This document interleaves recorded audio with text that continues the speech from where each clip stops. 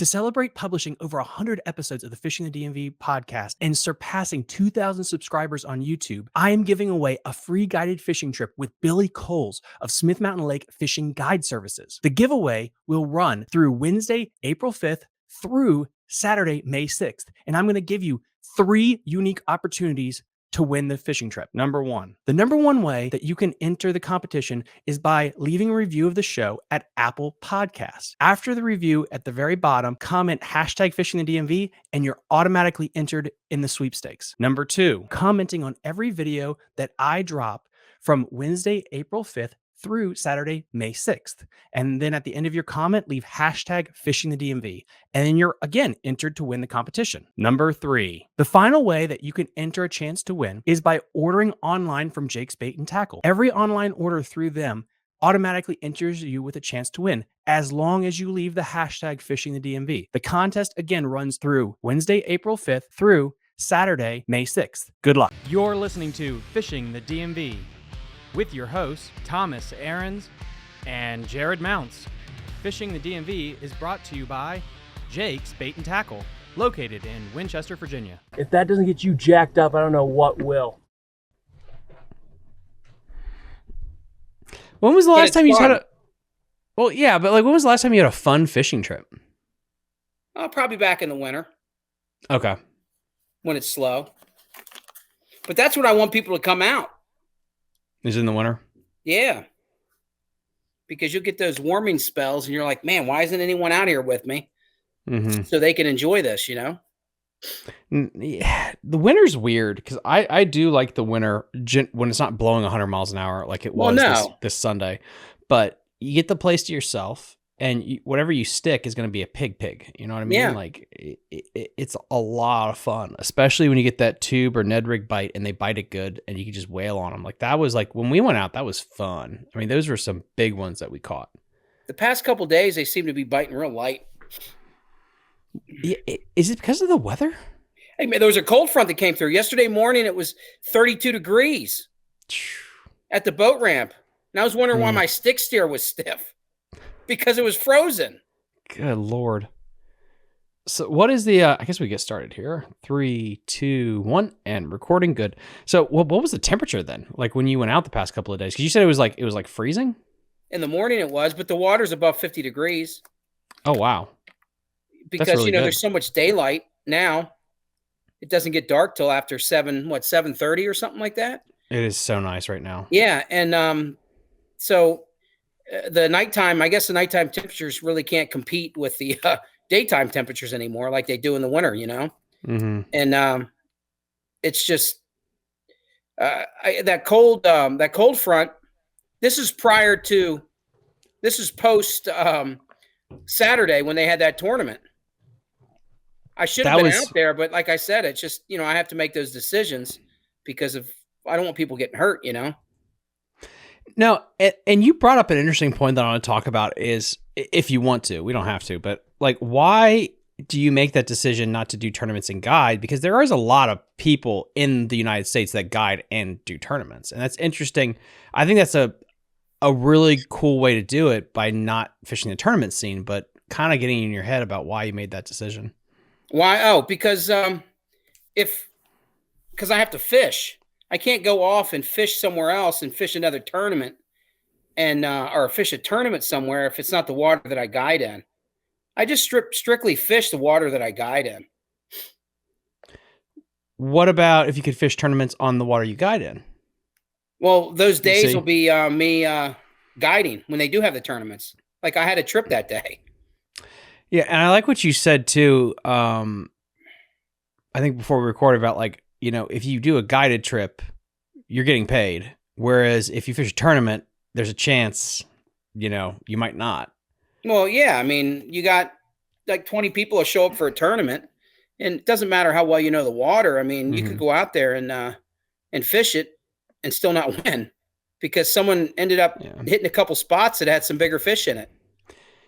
But it's crazy though, like on the tidal Potomac or Lake Anna or Kerr or Smith Mountain Lake, you have so many people that will try to guide and do tournaments. And I think some people do it very well, very brilliantly. Mm-hmm. Other people get very like weird about like, I want you to to come out on my boat, but like you have to sign like you have to sign some documents saying you're not going to GoPro these spots. You're not going to tell anybody because I need these spots for a tournament. And it's like, I feel like it's really hard to try to have a successful guide business and try to be a professional tournament angler or compete. I think you only want to be, I mean, obviously you can do both because those guys that do the elite series, that's what they do in their spare time is a guide. They only have 9 tournaments a year. I mean, I know that, I'm right? 9 tournaments. And I mean, that's, they're involved for those 9, however, what is it? 9 months? Well, basically? But let's even, but I mean, those guys, they guide, but I mean, some of them pull it off, but I just like to focus on one thing. But I think it also makes you better at that thing, but it's also less drama. Because let's just not say you want to be a big Bassmaster, but let's say you just want to be a local stick and guide and fish tournaments. I just feel like there's a lot of drama you'd have to deal with if you try to balance both. Probably. It doesn't make it better or worse, but I just think it's very interesting because I know a lot of guys that try to do both of them. And I feel like that runs into a problem where they're really terrified of information dissemination. Well, but I don't, I mean, the, guiding and fishing tournaments, you fish completely different. Yes. Agreed. Agreed. And I don't know if I could, change gears like that. Now, with that said, you had a guided trip on Saturday, and then like, how did that go with the weather? Oh no, he didn't. I didn't have it that day. I had to call it off because you called it how off. Bad the weather was. That was insane. So I don't know about where you were, but it wasn't bad. I know that's what was weird. It was bad at night, but they hyped it up too. The Weather Channel was hyping it up for like 3 days. I don't like doing that. If he would have been local, like somewhere within an hour. Like Luckettsville or whatever, or somewhere in Leesburg or somewhere close by in Maryland, I would have said, we're just meeting in the boat ramp, man, and we're going to see what happens. Yeah. And once we get on the water, if it looks dangerous, we'll come back in. But I mean, he was driving from the other side of Baltimore, man. That's not worth it. Yeah, that was a good call I I don't want the guy to get in a car accident or something, No, and it's never you that you have to worry about. It's the crazy people that get out there. Yeah. And it was weird when I got up to the lake on Saturday. There was nobody. I mean, like they hyped the heck out of like this storm, and it was so delayed. It was crazy. Yeah, it's like they should have a app called weatherconspiracy.com. I mean, come on, though. That's the best job ever. You can be right 20% of the time, and you're going to get paid a lot of money. Come on, like, that's the dream. I mean, I'll tell you this. I know the fish know what's going to happen. Really? You see how they act. Yeah. That's true. They know the weather. We don't know it, but they know it. Dude, it was on Sunday. I think it was snowing when I got up to the lake on Sunday. It was insane. I fished Sunday. I had 2 trips Sunday. And wow. In the morning, it was real windy. The water was white capping too. Really? Yeah. I'm just in one of those jet boats. I mean, I've been caught in some bad weather before, and I have an idea of what my boat can handle and what it can't, because I've been in some really bad weather. I didn't mean to get into it, but it came in unexpectedly. The white people don't appreciate how rough the river can get, the Potomac specifically. Like, you think of rough water, you think maybe the Tidal or maybe the Susquehanna. And I think you could easily get in trouble on the Upper Potomac or maybe the Shenandoah in stretches because you're like, it's no big deal. But when the wind blows just right, that river can get pretty hairy. Well, see, what people don't understand either about the river, about the Potomac or the Susquehanna. I mean, like if you're out in a big lake, let's say the Great Lakes, and I know the waves are really big there sometimes, and they just don't go out because it's super dangerous. But they're not going to hit a rock out there. If you're running through those waves and on the Upper Potomac River, and they're choppy enough and the water's low enough, you could hit a rock, man, because you don't see it. Yeah, that's true. I didn't even think of that. You can hit a tree. You can hit a rock. How much flow was it this past weekend? Well, I mean, it was at a little over 5 feet. I'd have to look at the gauge. 5 feet. Okay, that's not bad. At the Edwards Ferry gauge, it was a little over 5 feet. That's not bad at all. It's showing that it's supposed to bump up a little bit tonight. I don't know where that's coming from. pull up the old Google map here. It's got to be from the Shenandoah, right? Maybe it's the Shenandoah Valley. I sometimes wonder when we have wind storms or just storms in general. I wonder if those gauges get a little wacky when the electricity flickers. I think it does. I really think it does. I wonder if it knocks them off their calibration. I mean, it's also very interesting when you look at this compared to like the Julietta, the Susquehanna. Like you have the Upper Potomac, that splits. You have the Conococheague. You got Monocacy. You got the Shenandoah in the Valley area. Like you got these two major things to where if you get a big storm, one of them is going to get hit. Yeah. Like, it doesn't take a lot, I think, to get the river to swell. Oh, that's a cool map. You got those lakes are popping up there too, huh? Yeah, I upgraded my Navionics thing because and I also got this cool thing. I actually downloaded Google Earth Pro. Oh, really? Dude, it is awesome. What does that do? It lets you go back in history and look at different maps. And so I can look at the Upper Potomac River like from 4 or 5 years ago at this time. And so you can kind of see. Yeah, it was it's pretty neat. Let me see if I'd pay for some type of program or software if I could go back and see the data on the river. I'll send you a link. Like a monthly subscription on the water levels and the water temperature and stuff like that from years past. Dude, and it's not that bad. Here, let me pull this up for you because it is I like it a lot. And it's I think it's free. Honestly, you just have to download the app. Here it is. Right here. There's Point of Rocks. Let's go Point of Rocks here. Let's see if I can. Let me download. All right. So I am installing the new software right here, and we'll get that going. So while this thing renders, because it's got to render it's going to render the new image real quick while I get going here. Talk to me about like how the fishing has been recently. Well, it was good in like late March, and then obviously, as you saw in that tournament, it was good to people on that day. I think I think that weather that came in really helped. Mm-hmm. That bad weather that was coming in, it was I think it rained that day too, didn't it? When they were out there. Yeah, it did. And I really truly believe that that the weather brings some of these really big fish out. I think they just kind of throw caution to the wind, and for whatever reason, see that as an opportunity to go out and feed maybe a little bit more than normal. I don't know if overcast weather and storms and rain and a little bit of wind, choppy water, helps them feed better. I don't know, but I can tell you that when I think back on some trips I've had in just the recent years and some of the fish that are caught on those trips, there's one thing that's always in common with them is the weather.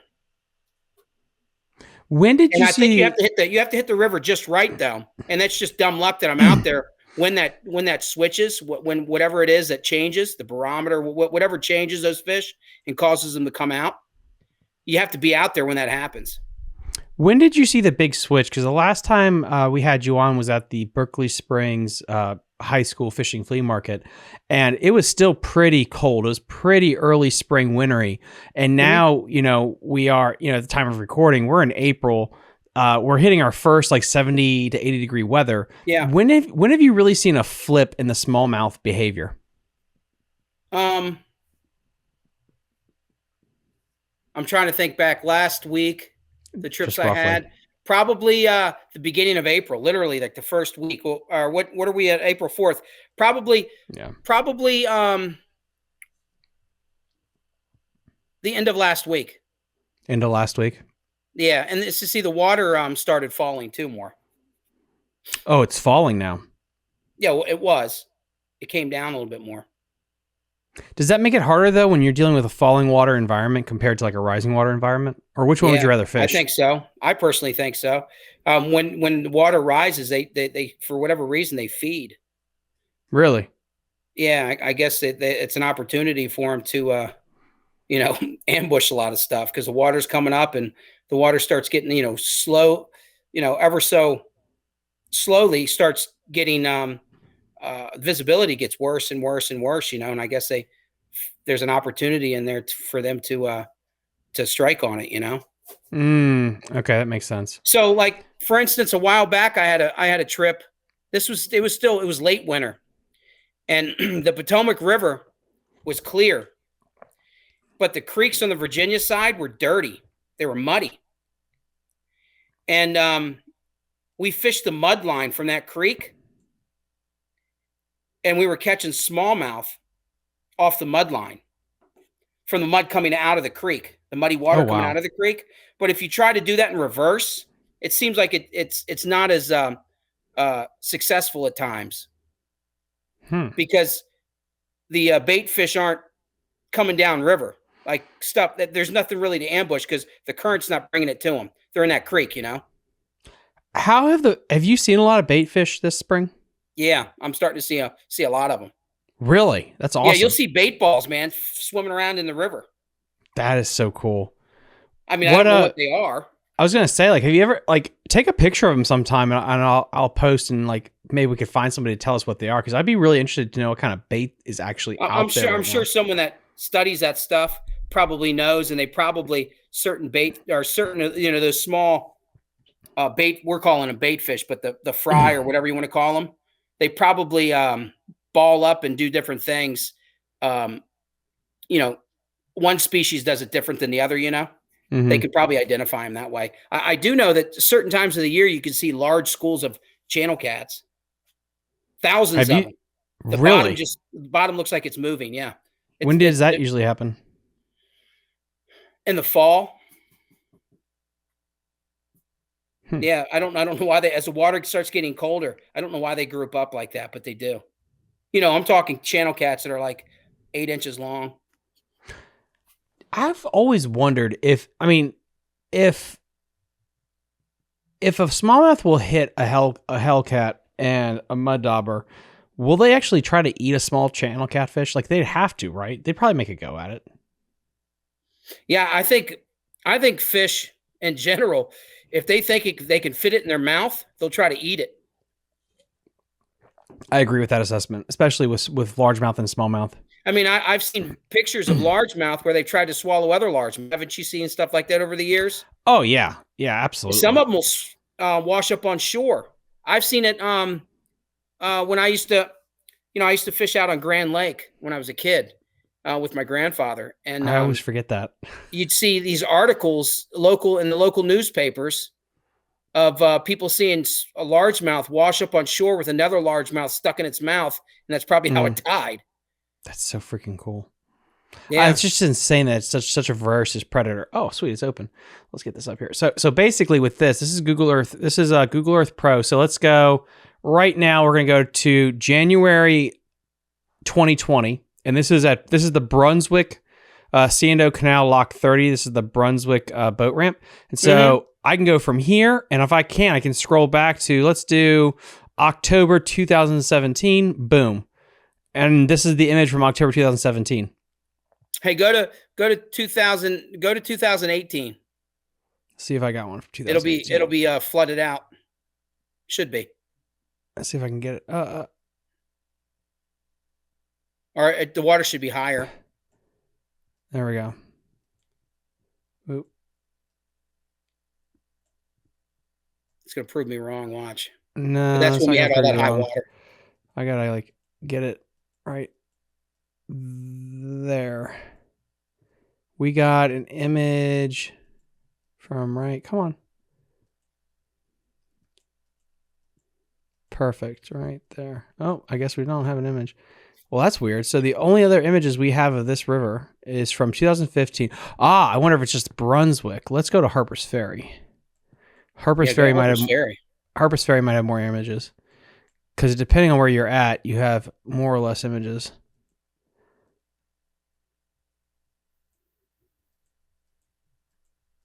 Boom. So 2020. And then I can go 2015, 2017. Whoa. So 2000. Look, so you can go. So there's a great example right there. So if you look at it here, this is 2020. And we'll go back to 2017. It's lower. It's way lower. And then now again, guys, the difference would be like this is January. Now, if you want to get this for the people that are listening at home, it's an absolutely free download to your desktop. They only have so many images at different places. So like big time lakes and stuff, they'll have more images of. Like for this part of the Upper Potomac, they got 1, 2, 3, 4. They got 5 images, it looks like. So I can go back to like 2011, 2013, May 2013, September 2015, October 2017, and then we have January 2020. Skips 2 years, huh? It skips 2 years, which is interesting why they did that. But with that said, is you can see the flooding. Yeah. And that's also to me what I kind of want to talk about here. Oh, there we go. 2013. Like this island is like gone. You can barely see that island. And then you cut to 2021. Boom. Anyway, I think that's very interesting. I wonder like how much map study do you actually do now, even though you kind of like know the river by heart? I look at Google Earth a lot. Really? Yeah, I look at Google Earth to see if to see where certain creeks go. And just look for from a aerial view, look at the shoreline and see if the shoreline kicks out, you know. You can see to where it'll create an eddy on the shoreline. Okay, I need to almost like a point, but it's just a shoreline, but it creates it kicks out. All right, what was the last creek you looked at? Let me pull that up real quick. The last one, it's called Dutchman's Creek. Dutchman's Creek. I think it's Dutchman's Creek. It's up above Brunswick on the Virginia side. It's tucked away. I literally lived around here. How the hell did I never know Dutchman's Creek? I think that's what they call it. Pull it up and see. Maybe I'm pronouncing it. Maybe I'm. No, you're probably right. Wrong. You're probably right, dude.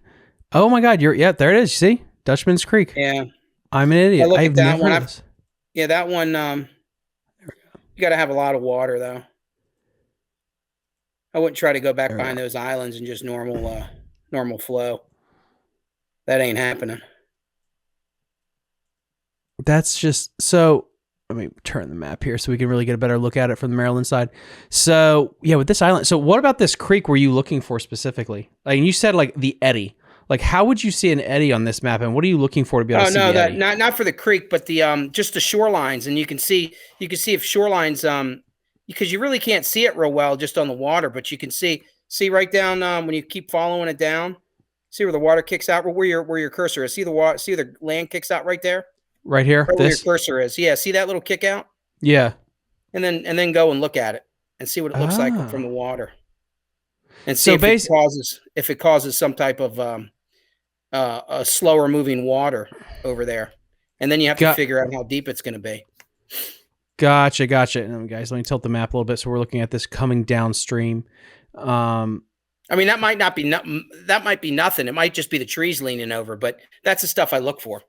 No, but that's very interesting. So basically, as this water comes down, because you have this little bulge in the land, and it's almost like a nothing looking bank, unless I was you and I knew exactly what I was looking at, because I would have looked at this and be like, "Yep, that's a tree." Like I wouldn't have known anything. Yeah. But now because of you, I'm really thinking about, oh, okay, the current comes down, and this little point it just hits. And it creates that eddy.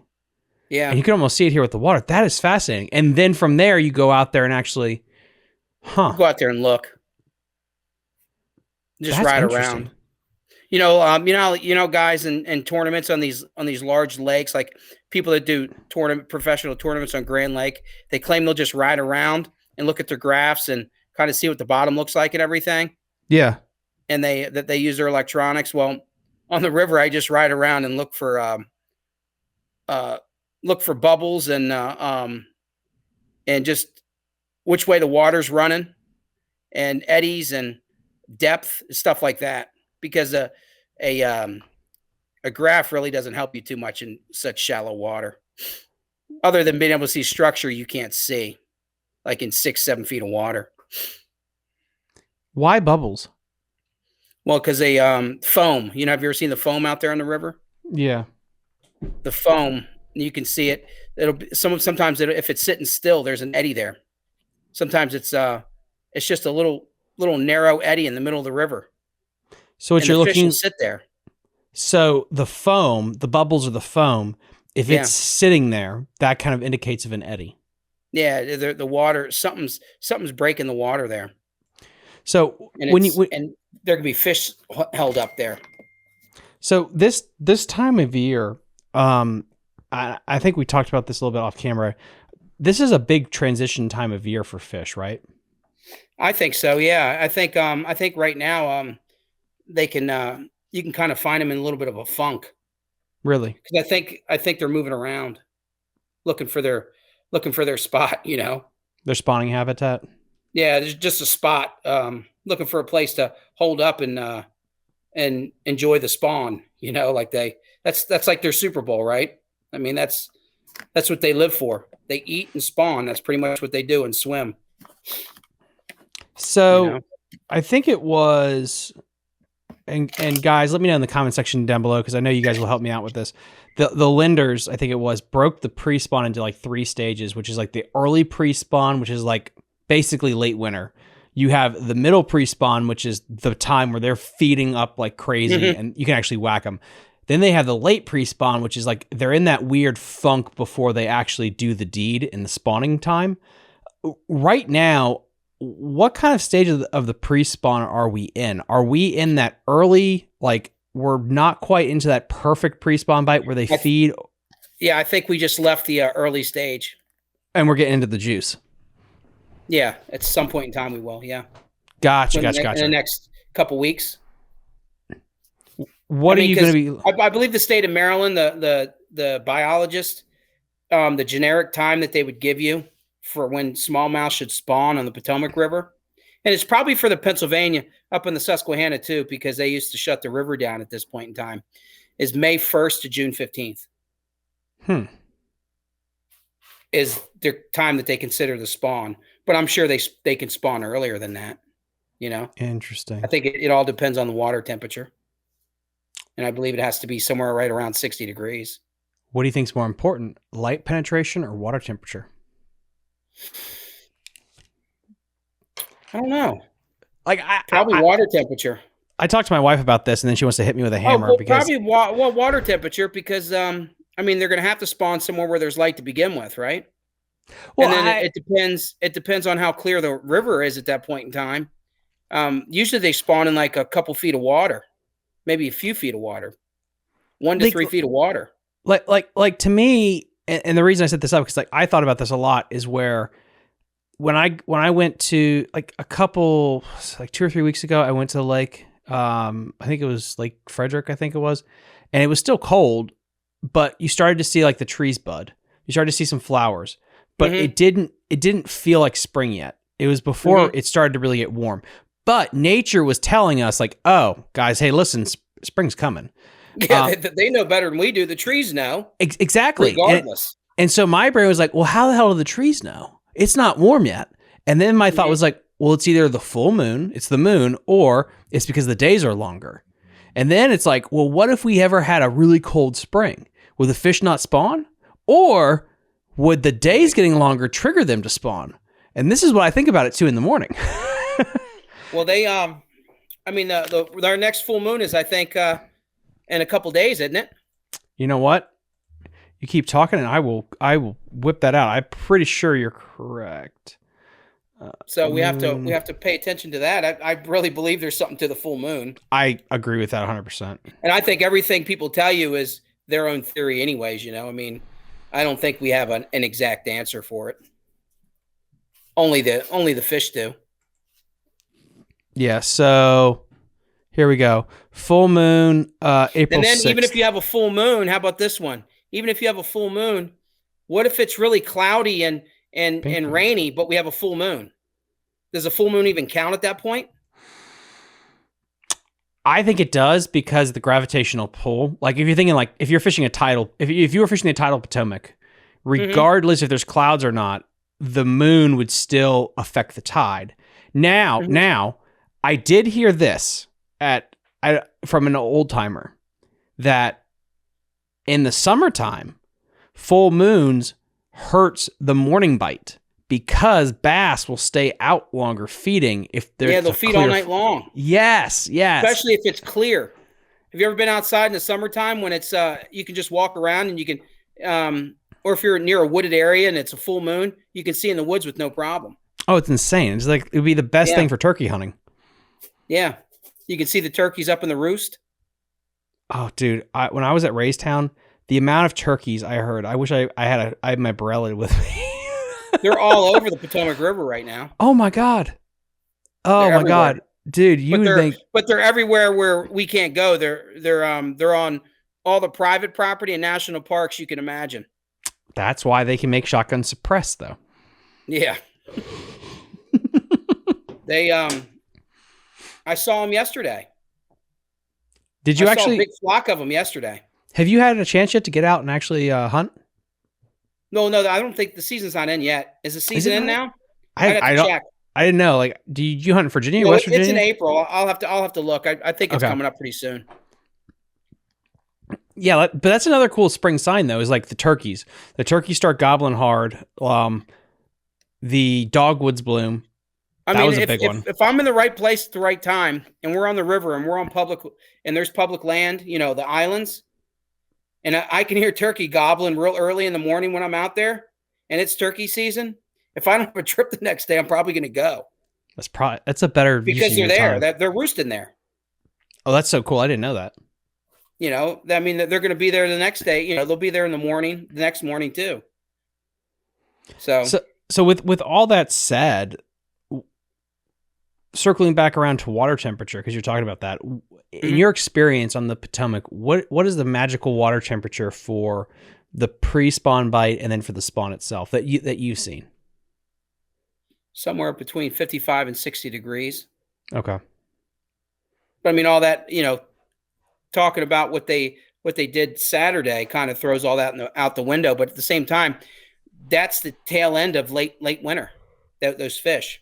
Mm-hmm. So I think 55, 60 degrees. Once it gets above 55 and it's never going back down again, no matter what, until next fall. And I think the fish on the Potomac River too, I think they don't come out of winter as well as they go into winter.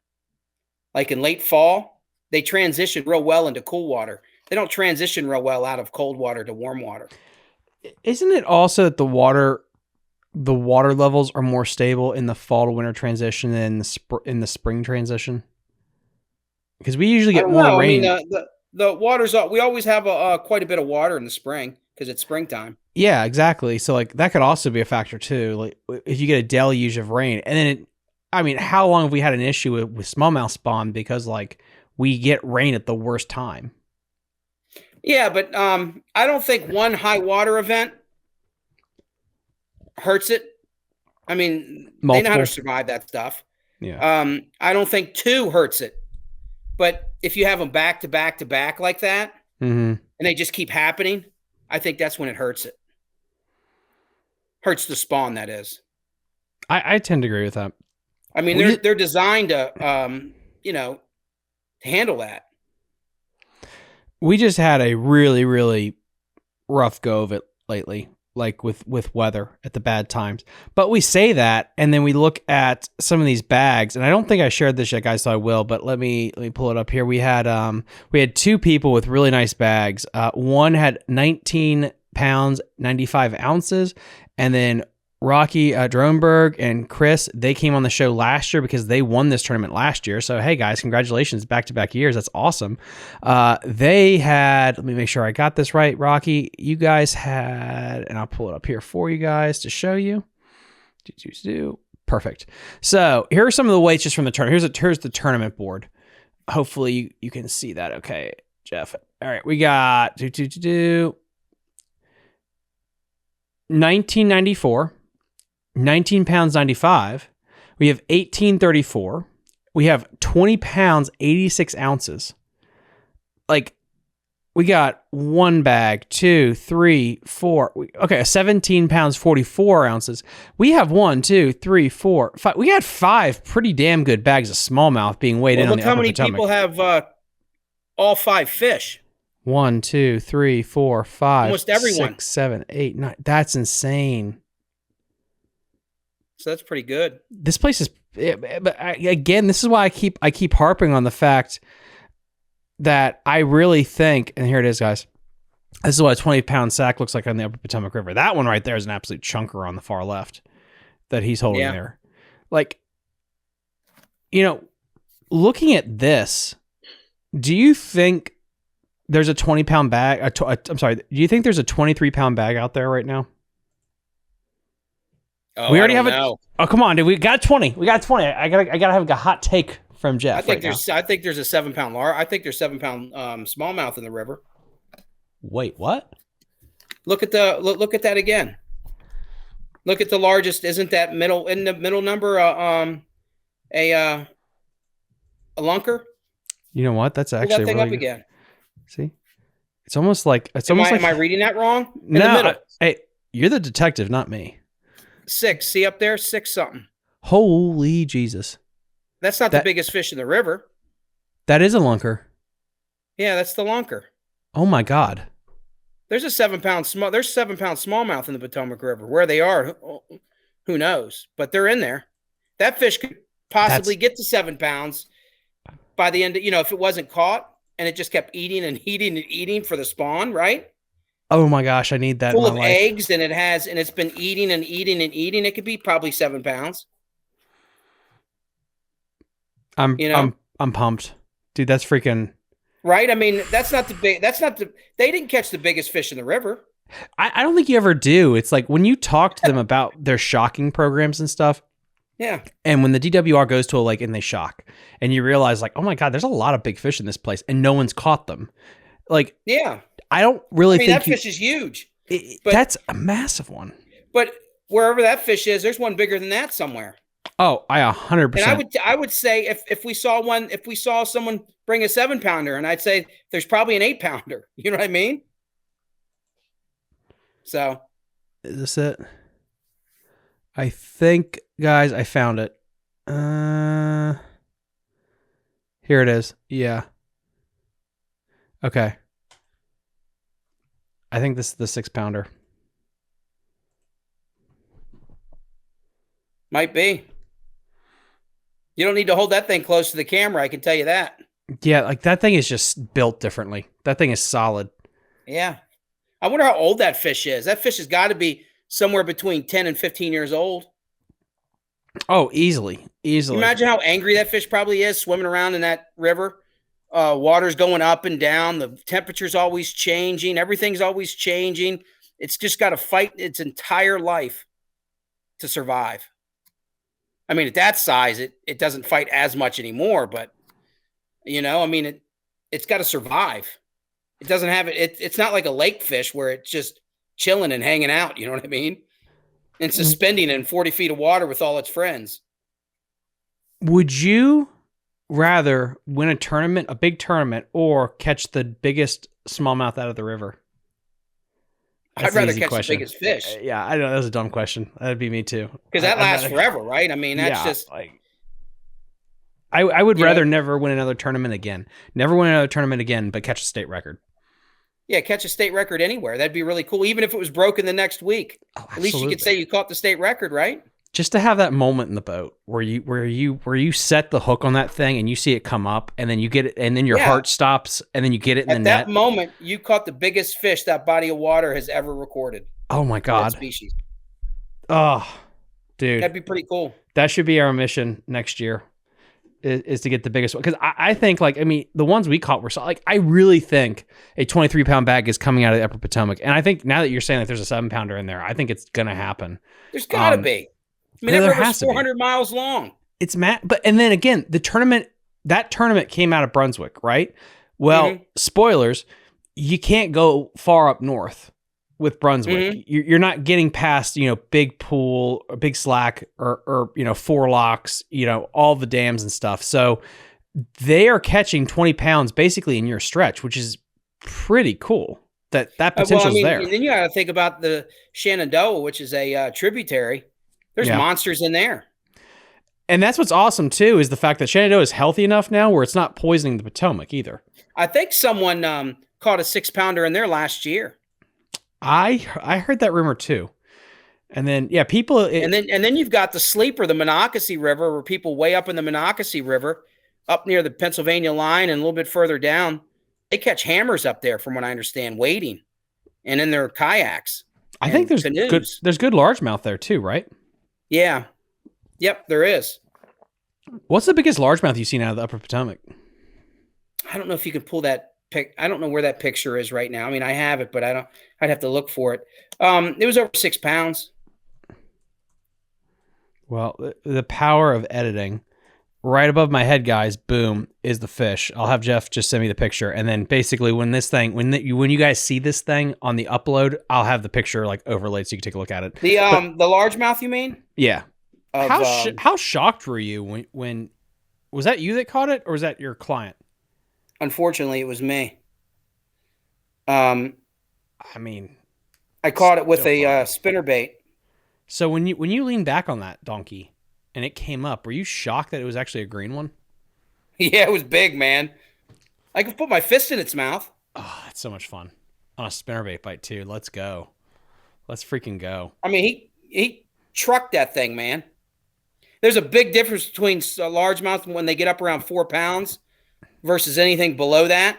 Mm-hmm. I mean, a smallmouth could be 15 inches and they just pull unbelievably hard. But a largemouth, if he's not like 4 or 5 pounds or bigger, they don't really have that same fight in them. They don't. I feel like 100%. Maybe in these lakes they do, but in this river they don't seem to be that way. Well, you see, I would think like you saw. Now on the lower Potomac, they're probably different because they rule that water down there.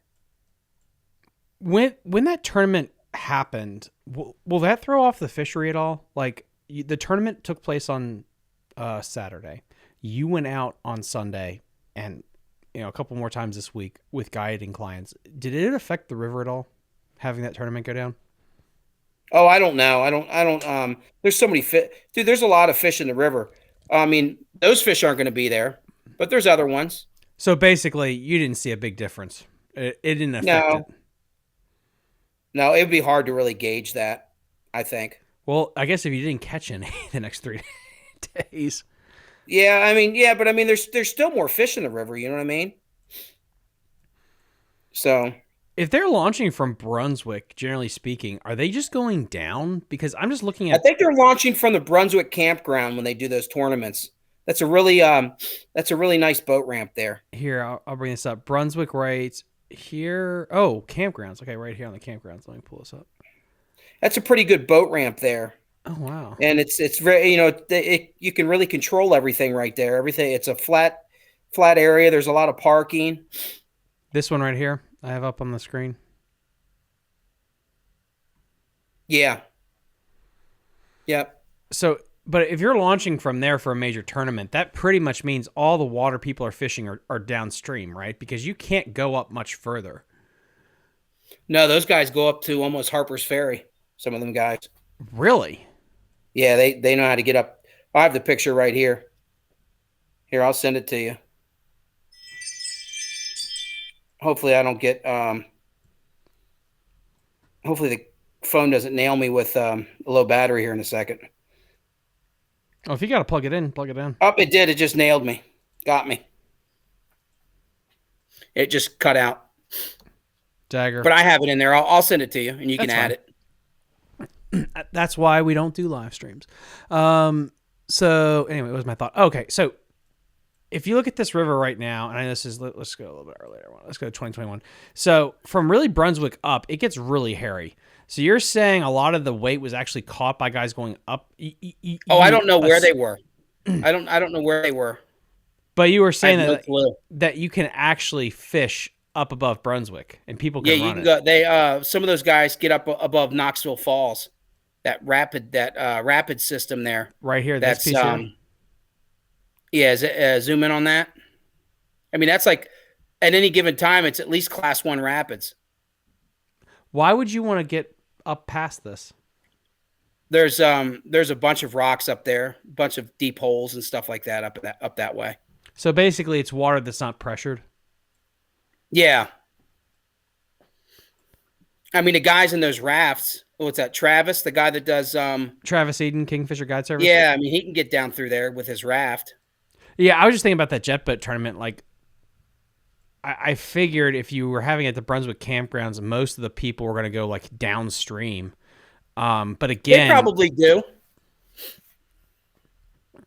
But I know guys go up above there. It also depends on where their boundaries were drawn. Okay.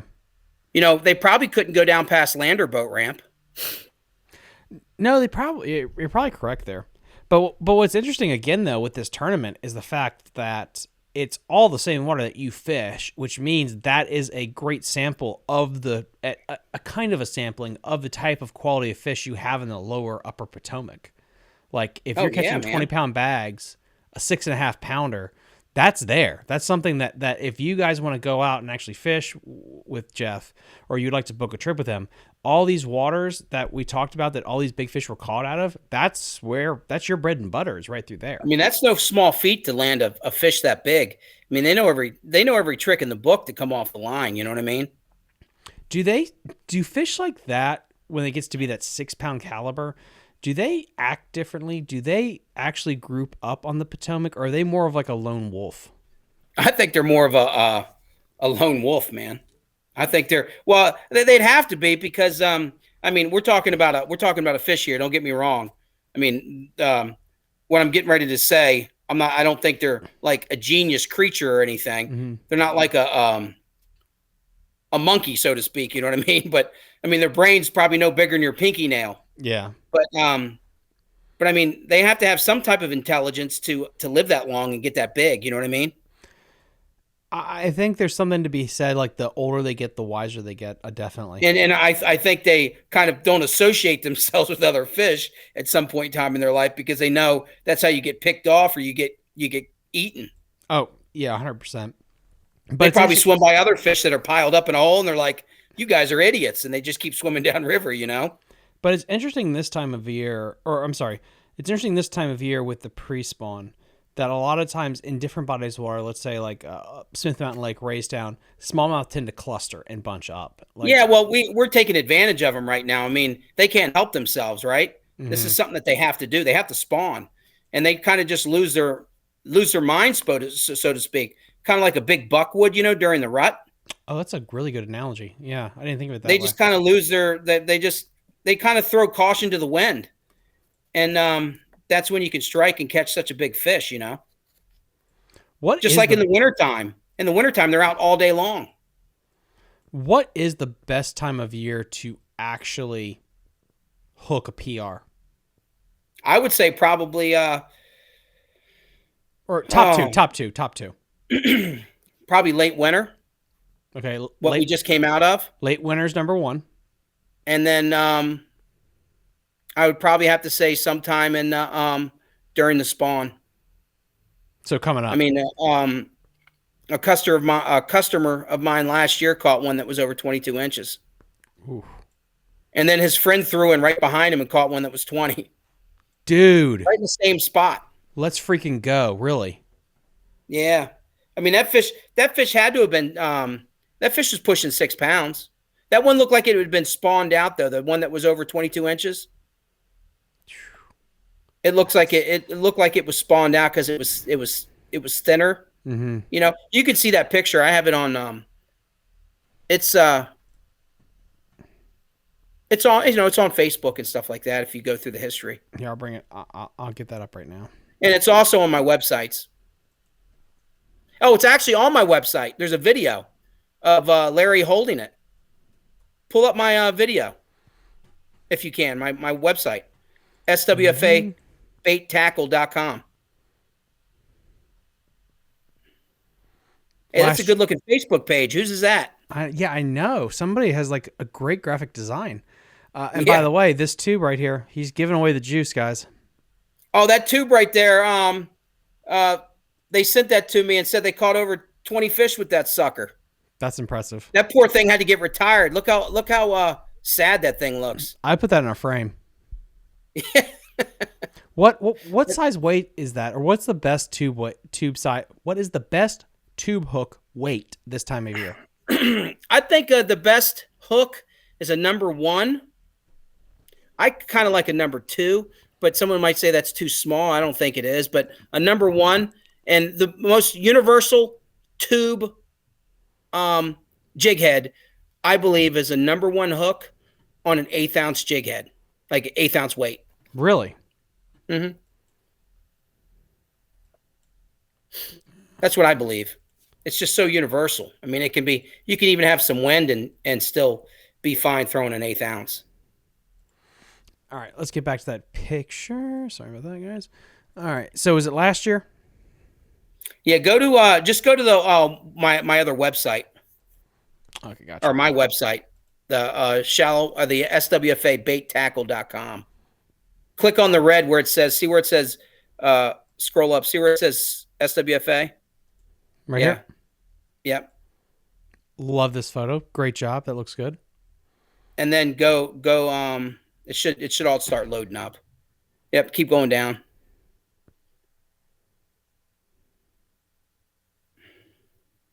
I got a sale going too. Okay, there it is right there to the right, to my right. See him holding that fish? Hey guys, this is Jeff Greene from Shallow Water Fishing Adventures. I'm out here with Larry. Look how big that fish is. 22.25-inch smallmouth bass. Check this thing out. Look how long that thing is. This fish easily goes 5 pounds. That's the best smallmouth I've ever caught. Nice fish, Larry. Thank you, Jeff. That thing is a donkey. And what time of year? That was in the spring. Like April, May, June, July. Best guess. Sometime I believe in May. May. Okay. Dude, that's a whoa. What is this photo of you? Say which one? What is this? Oh. What's going on? Hey, turn the sound down real quick. I tell you, that was just something I put on there. I played it, just a little video I put out there. I didn't know you could put music to it, so I found some music and put music to it. Hey, I had customers with me in my boat, and I was like, hey, throw up here, and they threw in another direction. So I said, whatever. I threw up over a rock. I was on my boat, threw up over a rock, and that fish is 21 inches long, and I had to get out of my boat and get in the water and climb on the rock and put my boat in spot lock, and I caught it. Dude. You see that fish? That thing is nice. Yeah. Dude, that is freaking awesome. Yeah, so I jumped off my boat with it on the line, and I climbed on that rock, and I still had him hooked. That's a heck of a day. And then and I landed him. I walked off the rock and into the water and landed him. That's a freaking awesome day. Okay, let's talk about that sale too. Let me get that up here too. I have a sale right now on all rods and reels and rod and reel combos that I sell. 20% off. All right, let's take a look at it. It's a flash sale that I have going until Sunday, until Easter Sunday.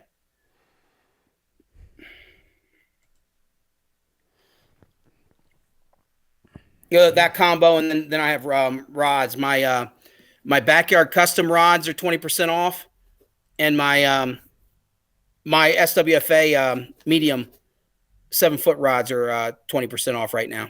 Dude, that's freaking awesome. So there, guys, again, link in the episode description, everything we talked about today, including, take advantage of this massive combo that's happening. And the 20% off on the reels too that I sell. And so you can buy them both. It's not like it's just 20% off the whole deal. It's 20% off each item. And that's good through Easter? Yeah.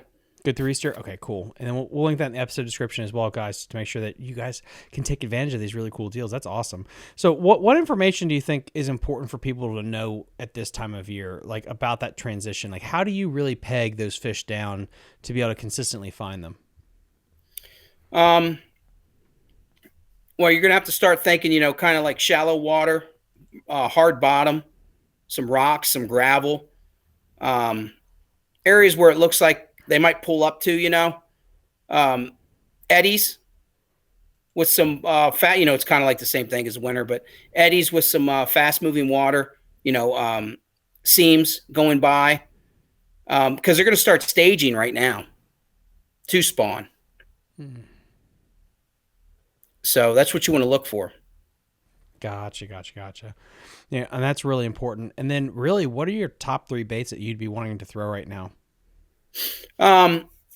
Probably a tube, some type of creature bait. So let's go with you know what I like right now?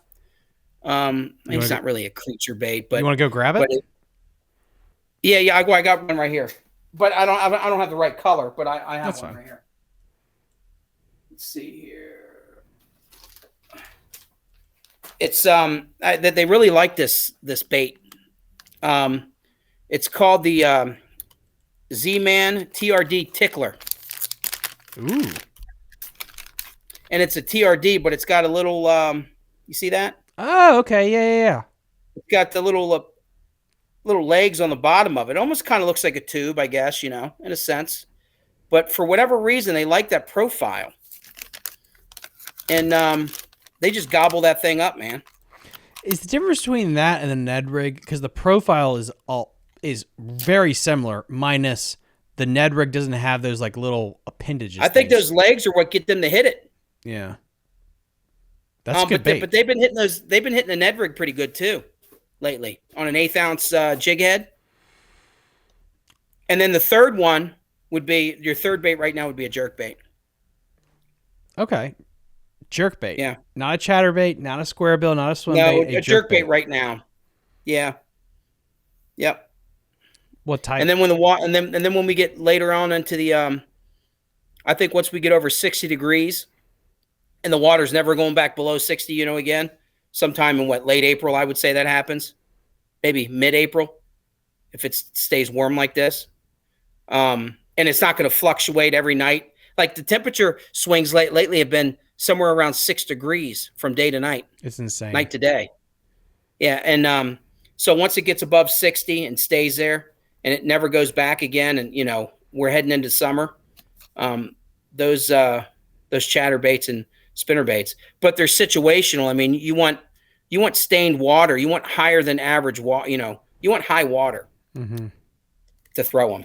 You just don't want low clear water and throwing them. You want the water, the river has to have some depth to it. The banks have to have a little bit more water on them than your average day. I 100% agree with that. Yeah. And then hopefully we get some more stabilizing weather as it comes in, and then you can start throwing different things. Like I know chatterbait has played in the past. For me, a bait that I'm always confident in when you get a little chalk to the water is what I call it, a little color, is a chartreuse crankbait. And you can burn crankbaits will be killers too here shortly. We've caught them on crankbaits recently, but in the spots that I've caught them on crankbaits, there's been a concentration of fish. So I think there's always a dumb one that's going to hit something, right? There's always a dumb one. That's we found the dumb one in that group, and he nailed a crankbait. And to me, my mission is I need to catch more fish on a chatterbait this year. So my mission is to get a little bit more comfort with a chatterbait, because for some reason I just do not have confidence in the chatterbait. Chatterbaits, hey man, I'm telling you right now, and probably other people that watch this will agree, and if they don't know, they do now. Chatterbaits catch giant smallmouth, absolute pigs of smallmouth. I don't know why though. I don't understand. Spinnerbait's is a big fish catcher too, but for whatever reason, I after last year, I kind of want to say they might even prefer that chatterbait a little bit more than a spinnerbait, because I saw it last year where guys threw spinnerbait in, and then I was like, here, switch up and try the chatterbait in the same spot, and they hit the chatterbait in the same spot, but they didn't hit the spinnerbait. It has to be profile then, plus the vibration, but maybe it's the profile. Yeah, the vibrations are completely different, I guess, underwater, and it's something they like. Because I used to be a big spinnerbait guy, but now I'm more into an underspin or a bladed swim bait, something like that. If I just want to add a little bit of flash, but when I think about it, it's like, well, Tom, why do you do that? It's like, well, honestly, the profile is just better. If you look at a spinnerbait, it looks like it's such a massive plume with the skirt and the blades, and it's a big thing for them to try to eat. But if you look at a chatterbait, even the chatterbait's more compact. And it's weird. I like putting a trailer, some type of swim bait on the back of a chatterbait, but I don't care too much about putting anything on a spinner bait. Now, I don't care. I know- don't think it really has helped me either way on a spinner bait. and the best argument we could get into is whether you put a stinger hook on your chatterbait and Oh, spinnerbait. no, I agree with those, but I don't always have them on there. I mean, if I take a customer out and I'm watching them and they're throwing that spinnerbait and they're rolling on it and they're swatting at it, you know how the bass will come up, even largemouth will do it, and they'll swat at it, or they'll grab the blades and they'll let go. Mm-hmm. And that happens, multiple times to someone. Then we'll put a trailer hook on there, and then that stuff stops real quick.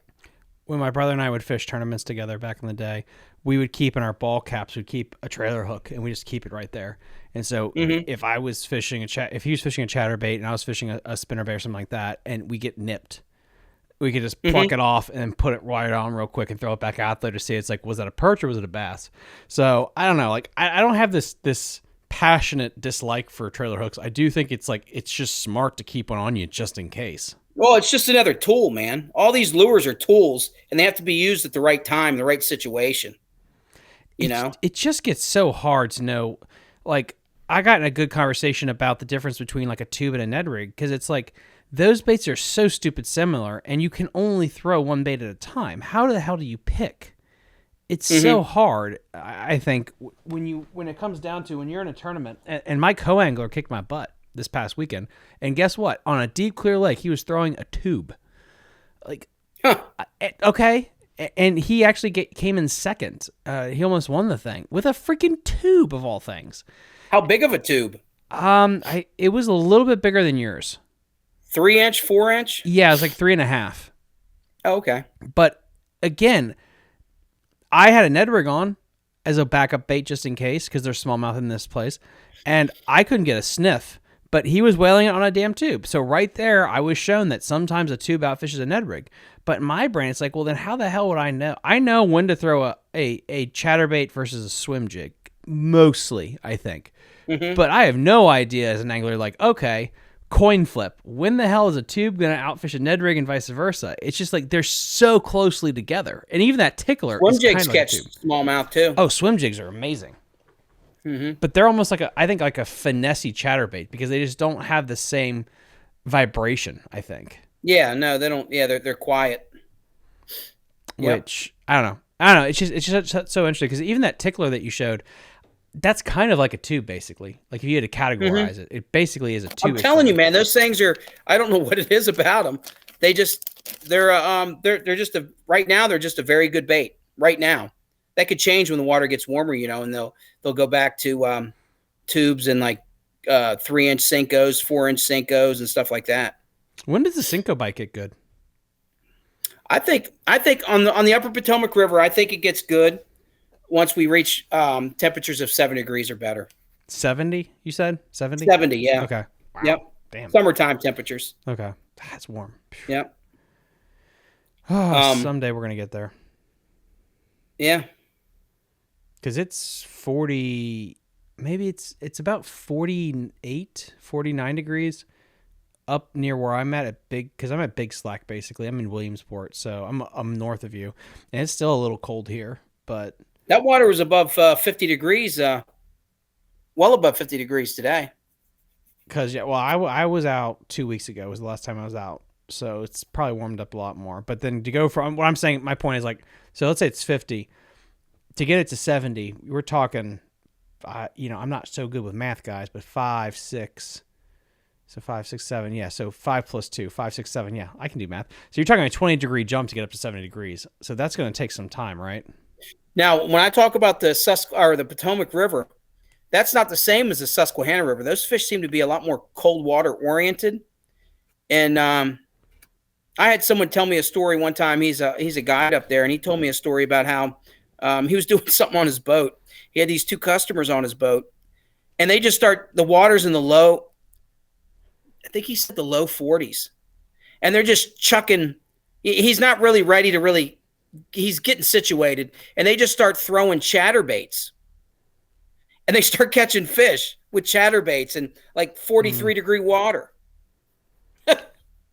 I mean, Those fish up there, they just don't care. I also think like the fish didn't read our playbook too. So sometimes you can experiment. Like, Yeah. I finished 5th in this tournament, and I was throwing a blade bait. Mm-hmm. You know, and it's like you would think like, well, the calendar says it's April. You need to be doing this. It's like, well, it was snowing this morning, and the weather kind of sucks. So I'm going to treat it like it's a winter bite, and I'm just going to go slow. And boom, it worked. And so the fact is, like, I think you don't always. I think we sometimes get too academic with it, and we read the Wired to Fish article, and we're like, oh, we have to do this. Like, well, just let the fish talk to you and tell you what they want. Yeah, but yeah, that blade bait, that would have been you talking about when you were fishing up there recently with those fish that were suspended. So on Saturday, I found them suspended, and I had a couple of them chase, and I pulled some off. Sunday, it drops from 75 to like 50 degrees. A huge that front came through. I could not, for the life of me, catch one suspended that day. So I switched. I went up to my backup place, and I started throwing a blade bait around some points and some riprap, and that's kind of like what did it. And I just grinded through these same areas again and again. Meanwhile, you know, my co-angler's throwing a tube and just kicking my ass. And I tried a Ned rig, could not catch one on a Ned rig. That's real finessey. But I threw a Ned rig and I couldn't get shit. They just wanted the tube. The Ned rig's funny. Sometimes you can't catch anything with it. It makes no sense. You know, But you'll throw the tube and they'll hit the tube. I got to give more love to a tube. Like, it's so weird. I was recently on this bite. In the past like 2 weeks, copper truce it's called, that copper truce, chartreuse looking Ned rig TRD that Z-Man has. Yeah, and it seemed like they were just nailing that thing for like 3 days, and then now they don't care about it. I wonder if it's just the water color, if that's what does it. Yeah, probably. I mean, there's some about chartreuse though. I don't know what they see when they look at chartreuse, but smallmouth really key in on chartreuse for some reason. Oh, yeah. I think largemouth do too. Like, especially if you got like a lake with a lot of sunfish in them. I think chartreuse, like white. Why does white work? Yeah, well, white's a really good color and a spinnerbait on the Upper Potomac. But it makes no sense because like how many things are bone white actually in the water? Yeah, like, it's not natural. So it's something about certain hues fish just like. Chartreuse and white are like those two, and black apparently, especially black in some situations would work. Yep. But yeah, dude, yeah. I mean, thank you so much for coming on tonight. I really appreciate it. I know you're pretty booked, and if you want to get with him, he's probably booked for the next 3 years straight, something like that. Yeah, right. I wish. Yeah, yeah, 3 years. But no, if people want to go out with you, what do they have to do if they don't already know? They can call me at 301-820-5378. That's my guide service. They can email me at shallowwaterfishingadventures@gmail.com, or you can just go on my 2 different websites, shallowwaterfishingadventures.net or swfabaitackle.com, and you can contact me that way. Or you can just go to Facebook and message me through Messenger. And then, as always, guys, link in the episode description to everything that we talked about today.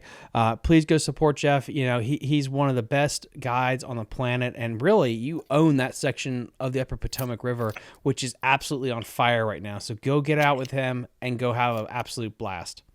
And if you're looking for baits, lures, you know, some type of tackle, the stuff I sell on my online store, it catches fish. I mean, it takes the guesswork completely out of what you think you need. Mm-hmm. I'm only selling stuff that I use.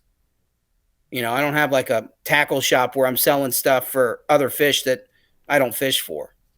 I mean, I target smallmouth bass, and that's the stuff that I'm using. The fishing line that I have, the rods, the reels, it's all geared towards river smallmouth.